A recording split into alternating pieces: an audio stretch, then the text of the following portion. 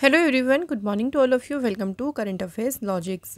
Morning हो गई है फ्रेंड्स। मैं आप सभी के लिए लेके आ गई हूँ आज का डेली करंट अफेयर्स का इंपॉर्टेंट सेशन, जिसमें हम कवर करने वाले हैं 26 अक्टूबर के सभी इंपॉर्टेंट क्वेश्चंस। तो डेली करंट अफेयर्स के क्वेश्चंस कवर करेंगे, फिर फ्रेंड्स हम कवर करेंगे स्टडी जीके का एक इंपॉर्टेंट टॉपिक भी।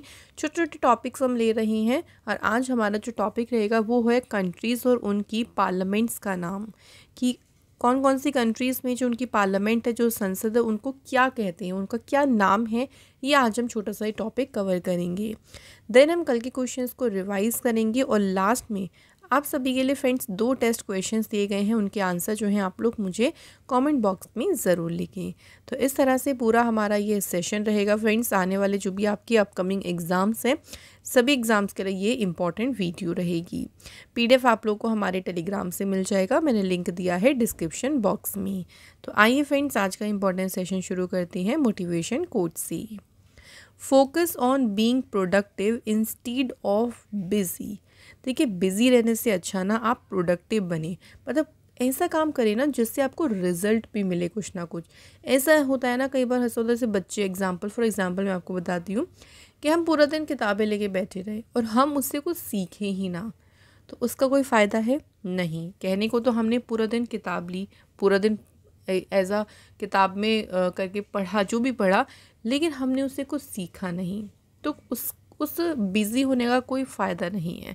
आप चाहे 1 घंटा पढ़ें, चाहे आपकी जो भी कैपेसिटी हो 2 घंटा, लेकिन आपको प्रोडक्टिव होना है, आपको सीखना है, आपको उस चीज़ को इस तरह से करना है कि आपके फ्यूचर में वो आपको मदद कर सके। ठीक है फ्रेंड्स, इस गोल को या इस चीज़ को अपनी लाइफ में इम्प्लीमेंट ज़रूर करें। तो आइए बात करते हैं फर्स्ट क्वेश्चन से। पहला क्वेश्चन है, देखिए, which edition of the Singapore India maritime bilateral exercise, जो कि है सिम्बेक्स, ये भी रिसेंटली शुरू हुई है ईस्टर्न नेवल कमांड विशाखापट्टनम में। देखिए, अभी सिम्बेक्स एक्सरसाइज शुरू हुई है विशाखापट्टनम में, और यहाँ पूछा है कि सिम्बेक्स का कौन सा संस्करण शुरू हुआ है। पहली बात याद रखेंगे, ये एक्सरसाइज होती है सिंगापुर और इंडिया के बीच। ठीक है, ये भी याद रखना है। इस बार इसका शुरू हुआ है कौन सा, 31st एडिशन। सिम्बेक्स जो एक्सरसाइज है ये 2 फेज़ में होगी। अभी इसका पहला फेज़ शुरू हुआ है जो कि है हार्बर फेज़। ये हो गया है 23 अक्टूबर से 25 अक्टूबर तक विशाखापट्टनम में। सेकंड इसका सी फेज़ शुरू होगा जो 28 और 29 अक्टूबर को होगा, और ये इसका दूसरा जो सी फेज़ है ये होगा बे ऑफ बंगाल में। तो दोनों इसके वेन्यू याद रखेंगे, विशाखापट्टनम और बे ऑफ बंगाल। सिम्बेक्स एक्सरसाइज जो है ना, इसकी शुरुआत एज आ एक्सरसाइज लायन किंग के नाम से हुई थी 1994 में। तो ये एक बायलेटरल मैरीटाइम एक्सरसाइज है जो होती है Indian navy and Republic of Singapore navy के बीच जो है ये एक्सरसाइज का आयोजन किया जाता है। ठीक है, एडिशन याद रखना, कहाँ हुई, किस किस के बीच में हुई, ये सारे क्वेश्चन इंपॉर्टेंट हैं। मैं जल्दी आपको ना जो है अलग से वीडियो प्रोवाइड करने वाली हूँ आपको मिलिट्री एक्सरसाइजेस पे जो आपकी 2024 में हुई हैं, तो वो मैं आपको प्रोवाइड कर दूँगी, उससे आपको और भी इजी हो जाएगा। अब देखिए, कुछ और रिसेंट एक्सरसाइजेस की बात करते हैं। तो अभी देखिए 18th एडिशन हुआ है जॉइंट नेवल ड्रिल नसीम अल बहर का, और ये एक्सरसाइज किस किस के बीच हुई, इंडिया और ओमान देश के बीच। कहाँ पे, कोस्ट ऑफ गोवा। काजिंद अभ्यास हुआ है जिसका 8th एडिशन हुआ। ये एक्सरसाइज इंडिया कजाकिस्तान की मिलिट्री के बीच हुई है, और ये एक्सरसाइज कहाँ हुई, औली उत्तराखंड में। नेक्स्ट बात करते हैं ईस्टर्न ब्रिज अभ्यास की। ईस्टर्न ब्रिज अभ्यास का देखिए एडिशन कौन सा है, 7th, और ये एक्सरसाइज इंडिया और ओमान देश की एयरफोर्स के बीच में हुई है। कहाँ हुई, एयरफोर्स बेस मसीराहा ओमान में। अल नज़ा एक्सरसाइज का 5वां एडिशन इंडिया और ओमान देश की आर्मी के बीच हुआ है, और इसका आयोजन किया गया कहाँ पे, तो ये एक्सरसाइज हुई थी रापकोत ट्रेनिंग एरिया सलाला ओमान। तो एक्सरसाइजेस कहाँ पे हुई, एडिशन कौन सा हुआ, किस किस के बीच हुई, ये क्वेश्चंस हमें याद रखनी हैं। ओके फ्रेंड्स, क्लियर हो गया क्वेश्चन, हमारा थोड़ा सा रिवीजन भी हो गया। चलिए नेक्स्ट क्वेश्चन की बात करते हैं। अगला क्वेश्चन देखिए, laser interferometer space antenna mission is a collaborative project between NASA and which space agency. तो इसको शॉर्ट में कहा है लीसा। लीसा मिशन जो है इसका पूरा नाम है laser interferometer space antenna mission. ये जो मिशन है ये नासा और किस अंतरिक्ष एजेंसी के बीच एक सहयोगी परियोजना है? तो ये है नासा और यूरोपियन स्पेस एजेंसी का मिशन जिसका नाम है लिसा। ये मिशन मिड 2030 में जो है इसको लॉन्च किया जाएगा। क्या इसका गोल होगा इस मिशन का? इसका गोल होगा to detect gravitational waves using 3 spacecraft positioned in a triangular formation 1.6 million miles apart. तो 1.6 मील की दूरी पर एक त्रिकोणीय, इस तरीके से एक त्रिकोणीय संरचना में स्थित 3 जो स्पेसक्राफ्ट होंगे उनका उपयोग करके जो ग्रेविटेशनल वेव्स हैं, जो गुरुत्वाकर्षण तरंगे हैं, उनका पता लगाना होगा इसका गोल। ये स्पेस में देखिए पहला ग्रेविटेशनल वेव डिटेक्टर होगा जो कि एक्सप्लोर करेगा ब्लैक होल्स को भी, ग्रेविटी और जो यूनिवर्स की एक्सपेंशन है, ये कितना बड़ा यूनिवर्स है, इन सभी को जो है ये डिटेक्ट करने का काम करेगा ये मिशन। ठीक है, तो नासा और दूसरी स्पेस एजेंसी कौन सी है? यूरोपियन स्पेस एजेंसी, जिसका ये जॉइंट मिशन है लिसा मिशन। अगला क्वेश्चन है the ministry of Ayush will celebrate which edition of the Ayurveda Day at the All India Institute of Ayurveda in New Delhi on 29 अक्टूबर। आयुष मंत्रालय जो है 29 अक्टूबर को नई दिल्ली स्थित अखिल भारतीय आयुर्वेद जो संस्थान है उसमें आयुर्वेद दिवस का कौन सा संस्करण मनाएगा? तो इस बार देखिए फ्रेंड्स, जो आयुर्वेदा डे है ना, इसका मनाया जाएगा कौन सा एडिशन? 9th addition. ठीक है फ्रेंड्स, तो इस बार याद रखेंगे 9th आयुर्वेदा डे कब सेलिब्रेट किया जाएगा, ये भी याद रखेंगे 29 अक्टूबर को सेलिब्रेट ये किया जाएगा।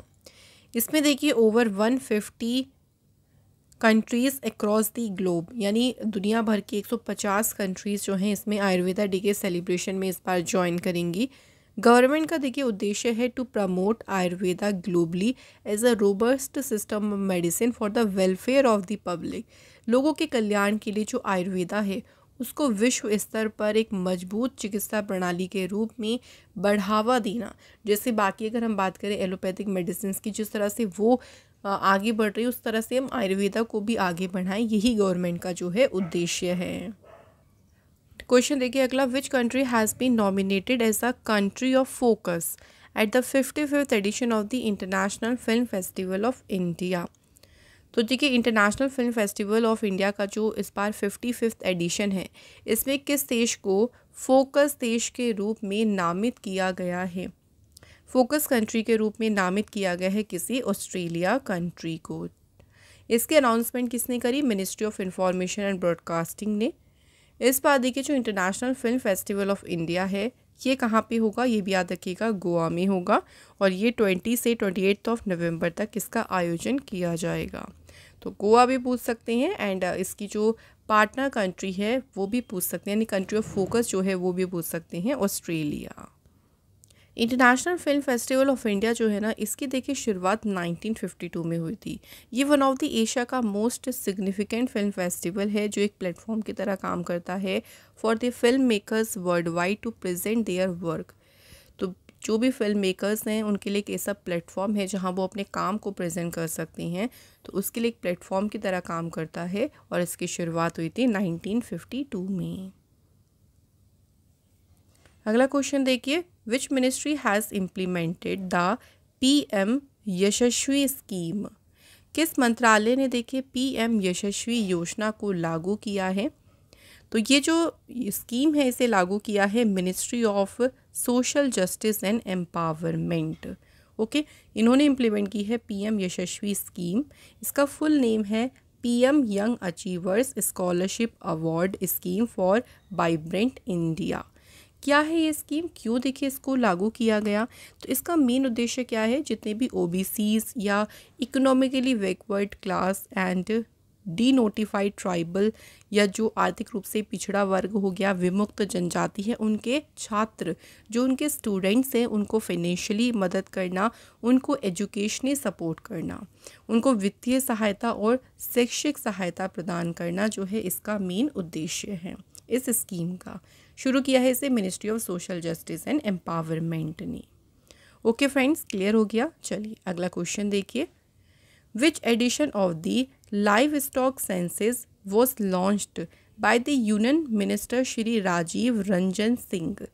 राजीव रंजन सिंह जो है, इनके पास में देखिए कौन सी मिनिस्ट्री है ये भी याद रखेंगे। इनके पास में है fisheries animal husbandry and dairying ministry.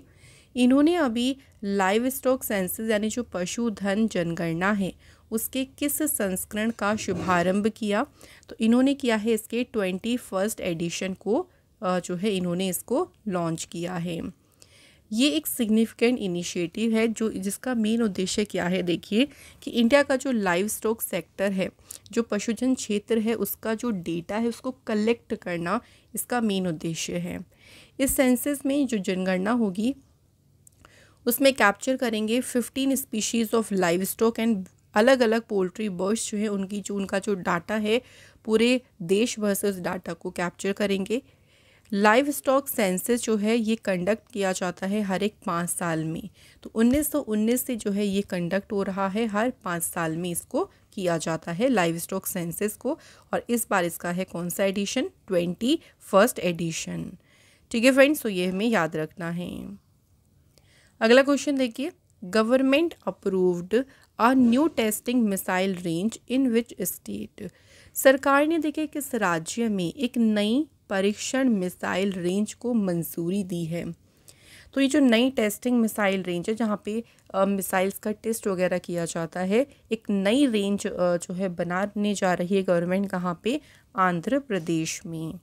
इसको बनाने के पीछे का उद्देश्य क्या है कि जो हमारी डिफेंस कैपेबिलिटी है उसको मजबूत करना, स्पेशली जो टेस्टिंग स्ट्रेटेजिक मिसाइल सिस्टम है, क्योंकि किसी भी मिसाइल को देखिए कहीं भी अगर हम लॉन्च करेंगे उससे पहले उसको टेस्ट करना बहुत ज़रूरी है। बहुत सारे उस पर टेस्ट होते हैं तब जाके उसको यूज़ में लिया जाता है। तो उसके लिए जो नई मिसाइल टेस्टिंग रेंज है ये बनेगी अब आंध्र प्रदेश स्टेट में। आंध्र प्रदेश स्टेट लोकेशन आप देख सकते हैं यहाँ पे लोकेटेड है। कैपिटल है अमरावती। सीएम है यहाँ पे एन चंद्रबाबू नायडू। गवर्नर अब्दुल नज़ीर हैं। राज्यसभा की सीटें हैं 11, लोकसभा की हैं 25 एंड यहाँ पे असेंबली सीट्स हैं 175। Next question. Which state government has proposed lowering the passing marks for class 10 math and science from 35 to 20। अभी किस राज्य सरकार ने कक्षा 10 के गणित और विज्ञान में जो पासिंग मार्क्स होते हैं ना वो 35 से घटाकर 20 करने का प्रस्ताव दिया है? तो ऐसा प्रस्ताव दिया है किसने? महाराष्ट्र गवर्नमेंट ने। अब ये जो प्रपोजल दिया गया ना इसके तहत देखिए student will pass if they score at least 20। तो 100 में से देखिए अगर वो 20 मार्क्स लेके आएंगे उस सब्जेक्ट में, मैथ या फिर साइंस में, तो वो उसमें पास हो सकते हैं। लेकिन वो फर्दर उसमें स्टडी नहीं कर सकते जब अगर उनका स्कोर 35 से नीचे रहा। मतलब 10th के बाद 11th में वो मैथ या साइंस नहीं पढ़ सकते अगर वो 35 से जो है वो कम स्कोर करते हैं। तो ठीक है, ज़्यादा करना पड़ेगा अगर वो फर्दर इसमें स्टडी करना चाहते हैं, बट हाँ पास हो जाएंगे वो उस सब्जेक्ट में। ये इसलिए किया गया है, देखिए ये इनिशिएटिव इसलिए शुरू किया गया है। तो इसका मेन उद्देश्य क्या है, जो भी स्टूडेंट्स ह्यूमैनिटी या आर्ट्स के तरफ रुचि रखते हैं उनको एक हेल्प करने के लिए, उनको एक ऑल्टरनेटिव पाथवे प्रोवाइड करने के लिए कि भाई वो 10th तक तो आप देखिए मैथ्स पढ़ते हैं, लेकिन आपकी जो इंटरेस्ट है वो देखिए जैसे आर्ट्स में है, तो अगर 10th तक आपके पास मैथ्स भी है तो कई बार बच्चे होते हैं मैथ्स में फेल हो जाते, वो नहीं कवर अप कर पाते, तो 20 नंबर भी ले आएंगे ना तो वो पास हो जाएंगे। एटलीस्ट वो अपनी आगे फर्दर अपनी जो भी रुचि जो उनके सब्जेक्ट है उसमें वो फर्दर स्टडी कर सकते हैं। तो उन छात्रों की मदद के लिए इस इनिशिएटिव को लिया गया है। महाराष्ट्र की बात करते हैं। महाराष्ट्र स्टेट की फॉर्मेशन हुई थी 1 मई 1960 को। कैपिटल है मुंबई। गवर्नर हैं सीपी राधाकृष्णन। चीफ मिनिस्टर हैं एकनाथ शिंदे। यहाँ के देखिए नेशनल पार्क्स हैं चंदोली, नेगांव, संजय गांधी और Tadoba National Park. Next question. Government of India has appointed doctor Neena Malhotra has been appointed as the next ambassador of India to which country. तो नीना मल्होत्रा किस देश में अब भारत की राजदूत ये अपॉइंट हुई हैं? इन्हें अपॉइंट किया गया है कहाँ पे? स्वीडन कंट्री में। नीना मल्होत्रा जो हैं ये इंडियन फॉरेन सर्विस ऑफिसर हैं 1992 बैच की। नेक्स्ट क्वेश्चन देखिए। According to the latest football ranking what is the ranking of India's men's football team. अभी जो लेटेस्ट है कि फीफा की जो रैंकिंग आई है उसके अकॉर्डिंग अगर बात करें भारत की जो मेंस फुटबॉल टीम है उसकी रैंकिंग क्या आई है, तो भारत इस बार रहा है 125 पोजीशन पे लेटेस्ट फीफा रैंकिंग के अकॉर्डिंग। अगर बात करें नंबर 1 पे कौन सी कंट्री है ये भी याद रखेंगे, तो नंबर 1 पे अगेन कौन सी कंट्री आई है, अर्जेंटीना। तो यहाँ पे फ्रेंड्स हमारा कंप्लीट हो गए हैं करंट अफेयर्स के क्वेश्चंस। अब हम बात करते हैं आज का स्टडी जीके का टॉपिक, जिसमें आज हम कवर करेंगे कंट्रीज़ और उनकी पार्लियामेंट के नेम। ये टॉपिक्स ऐसे हैं फ्रेंड्स, ये बहुत छोटे हैं लेकिन हाँ डायरेक्ट यहाँ से क्वेश्चन आपका एग्ज़ाम में पूछ लिया जाता है। जैसे देखिए अफ़गानिस्तान की पार्लियामेंट का नाम क्या है, ये क्वेश्चन अगर आपका आए तो डायरेक्ट आंसर क्या होगा, शोरा। ऐसे ही अल्बानिया की पार्लियामेंट का नाम है पीपल्स असेंबली। अल्जीरिया की है नेशनल पीपल्स असेंबली। ऑस्ट्रेलिया की पार्लियामेंट का नाम है Federal Parliament, Austria National Assembly. Bhutan की पार्लियामेंट का नाम है सोगुदू। ब्राज़ील की है नेशनल कांग्रेस। चाइना की पार्लियामेंट का नाम है नेशनल पीपल्स असेंबली। नेक्स्ट देखिए कनाडा की पार्लियामेंट का नाम पार्लियामेंट ही है Ecuador National Congress, Egypt People's Assembly, Hungary National Assembly. Iceland की पार्लियामेंट का नाम है आल्थिंग। इंडिया की पार्लियामेंट को कहते हैं संसद। ईरान की पार्लियामेंट का नाम है मजलिस। ऐसे ही देखिए इराक की पार्लियामेंट जो है उसका नाम है नेशनल असेंबली। जापान की पार्लियामेंट का नाम है diet Jordan national assembly. Next देखिए नॉर्वे की पार्लियामेंट का नाम है स्टोर्टिंग। ओमान देश की पार्लियामेंट का नाम है मोनार्की। पाकिस्तान की है national assembly and senate. Taiwan की पार्लियामेंट का नाम युआन। टर्की की है grand national assembly. Uruguay general assembly. USA की पार्लियामेंट का नाम है कांग्रेस। वियतनाम की पार्लियामेंट का नाम है नेशनल असेंबली और जाम्बिया की पार्लियामेंट का नाम है नेशनल असेंबली। ठीक है, तो ये मैंने आपको ना इम्पॉर्टेंट वाले बताए हैं। ऐसे तो बहुत सारी कंट्रीज़ है, 90 आप कह सकते हैं, तो इतना हम नहीं कवर अप कर पाते हैं, तो मैंने आपको मोस्ट इम्पॉर्टेंट कवर करा दिए। अब चलिए रिवीजन करते हैं कल के क्वेश्चंस का, फटाफट से रिवाइज कर लेते हैं उनको। क्वेश्चन है पहला देखिए, अभी रिसेंट जो फार्मूला 1 रेस हुई है United grand prix United states, किसने जीती है, तो इसमें विनर रही हैं Charles Leclerc. Who was recently awarded the global anti racism championship award, ये अवार्ड जीता है उर्मिला चौधरी ने। BOB कार्ड लिमिटेड जो कि बैंक ऑफ बड़ौदा की एक सब्सिडरी है, उन्होंने किस क्रिकेटर को अपना बनाया है brand ambassador, answer is Shreyanka Patil. किस कंपनी ने रिसेंटली अपना नया लोगो जो है लॉन्च किया है, तो अभी रिसेंटली BSNL ने अपना एक नया लोगो लॉन्च किया है और उसका लोगो जो है इस बार ऑरेंज कलर का है, मतलब जो बैकग्राउंड है वो ऑरेंज है जिसमें 2 एरो है green and white colour. BSNL का हेडक्वार्टर लोकेटेड याद रखेंगे कहाँ पे है, न्यू दिल्ली में। Who has been elected the next chief justice of Pakistan, तो पाकिस्तान के अगले मुख्य न्यायाधीश कौन चुने गए हैं, justice यहाया Afridi. RTI museum foundation stone ये राजस्थान के कौन सी सिटी में रखी गई है, तो RTI संग्रहालय की स्थापना रखी गई है व्यावर डिस्ट्रिक्ट में। What is the name of the Himachal Pradesh 24/7 cyber crime reporting station, तो इस रिपोर्टिंग स्टेशन का नाम रखा गया है CY station. Which edition of the Chanakya defence dialogue, जिसे रिसेंटली इनॉग्रेट किया डिफेंस मिनिस्टर राजनाथ सिंह जी ने नई दिल्ली में। चाणक्य रक्षा वार्ता का अभी हुआ है कौन सा एडिशन का उद्घाटन, 2nd। Who has launched international incoming spoofed call prevention system, किसने लॉन्च की है प्रणाली, आंसर है ज्योतिरादित्य M सिंधिया ने। तो ये हमारे कंप्लीट हो गए हैं फ्रेंड्स सारे most important questions. Now friends हम लोग बात करते हैं जो कल आप लोगों से टेस्ट क्वेश्चन पूछे थे उनके बारे में। पहला क्वेश्चन था शिगेरू इशिबा किस कंट्री के प्राइम मिनिस्टर चुने गए, तो ये चुने गए हैं जापान देश के PM। सेकेंड क्वेश्चन था अभी 5वां जो डिफेंस कोऑपरेशन डायलॉग हुआ इंडिया और मालदीव के बीच, ये कहाँ पे आयोजित किया गया, तो भारत और मालदीव के बीच जो 5वीं रक्षा सहयोग वार्ता हुई थी ये आयोजित हुई थी फ्रेंड्स न्यू दिल्ली में।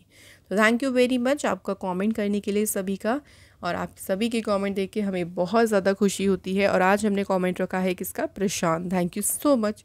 ऐसे ही फ्रेंड चलिए आज के क्वेश्चंस की बात करते हैं। तो देखिए आज का ये टेस्ट क्वेश्चन का पहला क्वेश्चन क्या है कि जो वर्ल्ड गवर्नमेंट समिट हुआ, विश्व सरकार शिखर सम्मेलन हुआ ना, ये कहाँ आयोजित किया गया था, पहला क्वेश्चन। सेकंड क्वेश्चन है बॉन क्लाइमेट कॉन्फ्रेंस ये कहाँ पे हुई थी, कौन सी कंट्री में। तो आप सभी मुझे इन दोनों क्वेश्चन के आंसर कमेंट बॉक्स में ज़रूर लिखें। इसी के साथ आज का हमारा देखिए फ्रेंड ये डेली करंट अफेयर्स का मोस्ट इंपॉर्टेंट सेशन कंप्लीट हो गया। मैं उन सभी क्वेश्चंस को आपके लिए लेके आती हूँ जो आपके एग्ज़ाम के लिए इंपॉर्टेंट है। साथ ही में हम कोशिश करते हैं कि क्वेश्चन से भी आपको कुछ ना कुछ हम लोग रिविज़न के तौर पर कराते रहें। तो मैं आशा करती हूँ आप लोगों को काफ़ी अच्छा लगता होगा ये सेशन। आप मुझे अपना फीडबैक भी दे सकते हैं, और भी अच्छी अच्छी वीडियोस हम आपके लिए देखिए लेके आते रहते हैं। प्लीज़ आप लोग हमारे चैनल को सपोर्ट करें। थोड़ा सा अगर हम देखें तो इस टाइम सपोर्ट सिस्टम थोड़ा सा कम चल रहा है, बट कोई बात नहीं, आप लोग जो भी सपोर्ट करें हमारे लिए बहुत है। बट कोशिश करें और भी थोड़ा थोड़ा और सपोर्ट करने की, ताकि हम भी मोटिवेट रहें आपके लिए बढ़िया बढ़िया वीडियो लाने के लिए। तो चलिए फ्रेंड्स, मैं आपको अनदर इम्पॉर्टेंट क्लास में फिर मिलूँगी। Thank you so much for watching this video.